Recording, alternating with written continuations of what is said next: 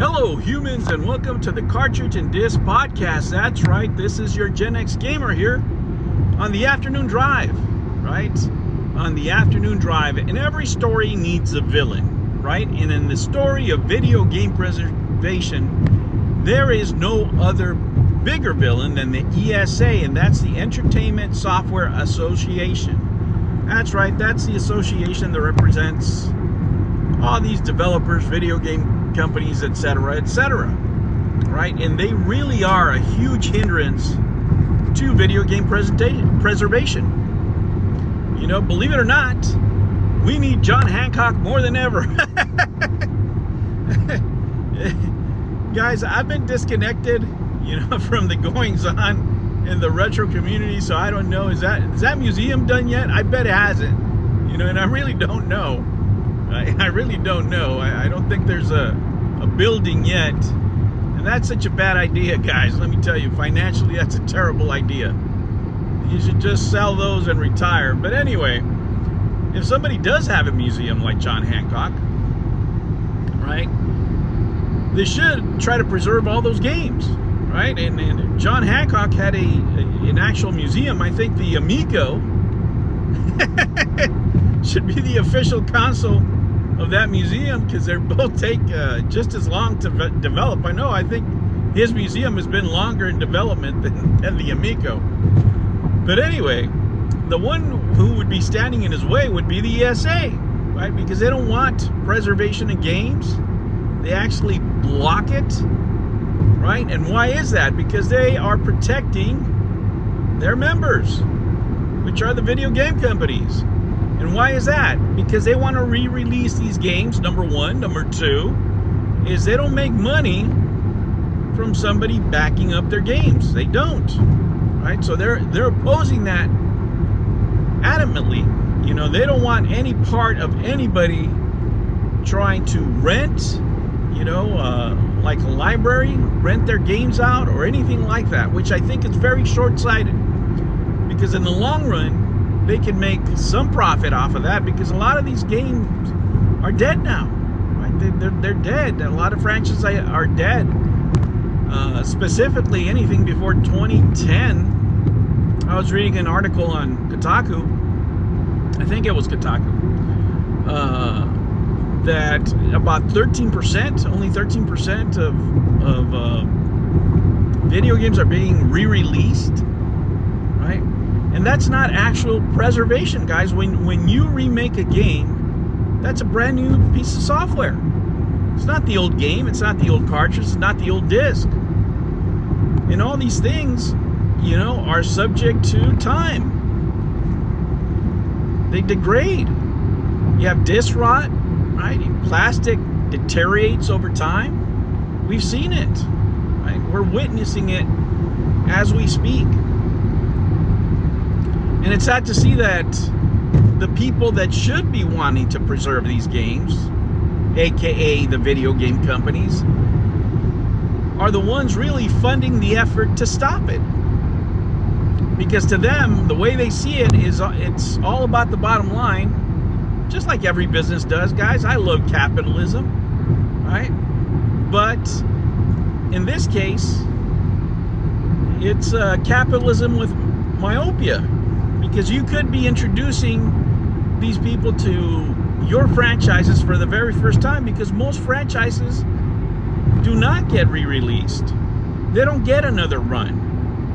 So, I mean, if you're not making money on them anyway, why not set up a system where you could rent them out through libraries, you know, for a day, $1 a day, $2 a day, whatever it is. You get your cut, right? And then you make some money. Eventually, maybe you do want to re-release it, and the public will be familiar with the product already, so you don't even have to worry, right? You don't have to worry, because they already know the product. They'll be asking you. You'll have word of mouth promotions, you know, from people that have experienced a game firsthand and now want to try it on, maybe on a modern system, or maybe you have enough curiosity from people that they want to experience a re-release, and then you can re-release it that way.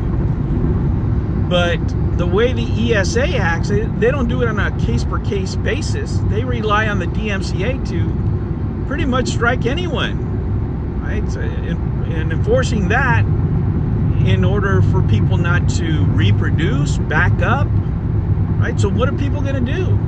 They're going to emulate, they're going to pirate it, right? But then how do you ensure that it's the same code, right? A lot of people tweak the games for, you know, whatever purpose. They want to customize it, and then how do you ensure that you have a good copy, right?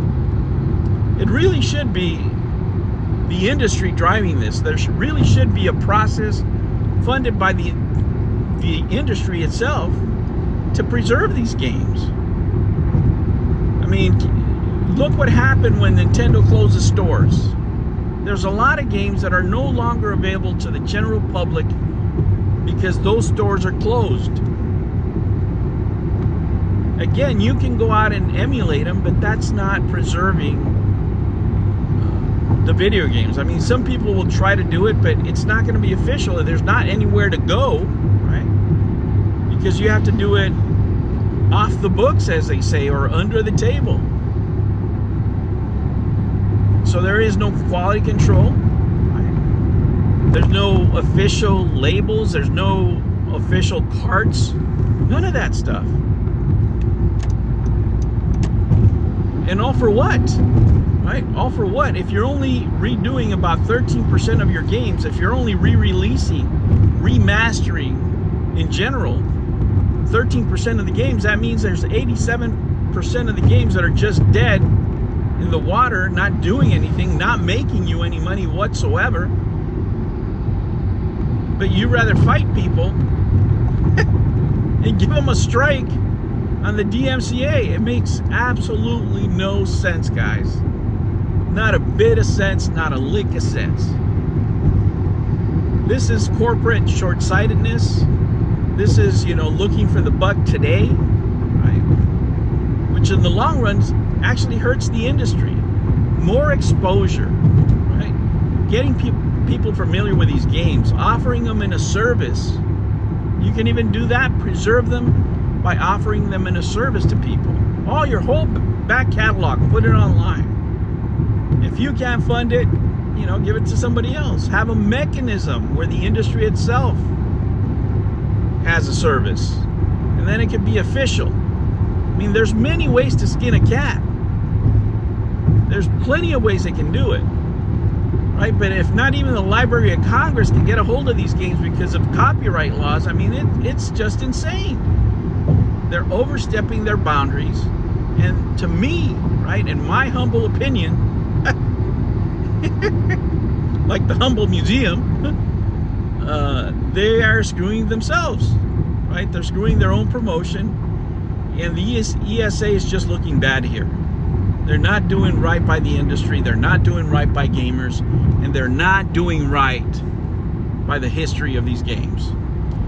All right, guys, that was my afternoon commute rant here. Thank you for joining me in the afternoon, guys. I really do appreciate it. It makes these drives a little bit better, even though I have to deal with all this traffic. But at the end of the day, you know, we got work, so we should be thankful. All right, guys, thank you for joining me. Please subscribe. I really do appreciate your subscriptions, your comments. Let me know what you think, and don't forget to smash that like button. I will catch you on the next one. Take care.